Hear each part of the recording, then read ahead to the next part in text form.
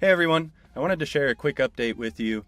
So in honor of sunsetting our legacy web portal, we've kind of brought over one of our most requested and kind of exciting features from the legacy portal into the 2.0 portal, and I wanted to share that with you. So let's jump in. If I go into one of my rooms here, you'll see that I now have an analytics and a dashboard tab up at the top. Now, the analytics tab is what you're historically used to seeing in the 2.0 portal, which is going to be your line graph with all of your sensor data, devices, overlaying all of that and getting those relationships, so on and so forth, everything you've been doing. Now, when you click over to the dashboard tab, this is going to look very familiar to some of our longtime customers. So in that legacy portal, you had the ability to see all of your individual sensor points in little blocks, kind of similar to this, essentially exactly like this. And it kind of got familiar to some of our users to be able to quickly scroll through and look at each individual sensor point at a glance, and also be able to customize these, which I think is probably the most requested part of these custom dashboards, is the functionality of building them to what suits your needs. So when you first click over to the dashboard tab, you're going to be met with this default view preset, which the system is automatically going to create based off of all of the sensors that you have in this room.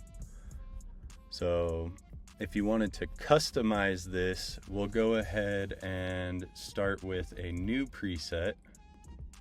I'm just going to go ahead and name this one new. Okay. And you can see that I'm basically met with a completely blank, fresh slate to start with for me to put anything and everything that I want to on here. And the way that I'm going to do that is by clicking the edit button here. And you can see that populates a sensors, devices, manual tasks, and header option for you to be able to add to this screen. So what I'm going to do is go ahead and, let's say I wanted a screen specifically dedicated to dehumidification in this room. So I'll go into the sensors. I'm going to add my average humidity, my left humidity, and my right humidity. Perfect. So I got 3 sensors selected there. And then as far as devices go, let's go ahead and throw in our dehues. Bam. And just for an example, we'll throw one of these manual tasks in here. I don't typically see manual tasks related to dehumidification, so I'll just grab one of these as an example. And then let's add a header. So let's name this dehu.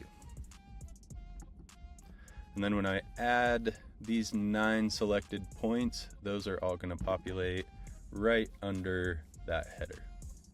Once you get some of the sensors and devices populated onto your blank screen, you're then able to kind of drag and drop these however you want onto the screen. So let's move some of these down here. And then you're also able to resize these as well.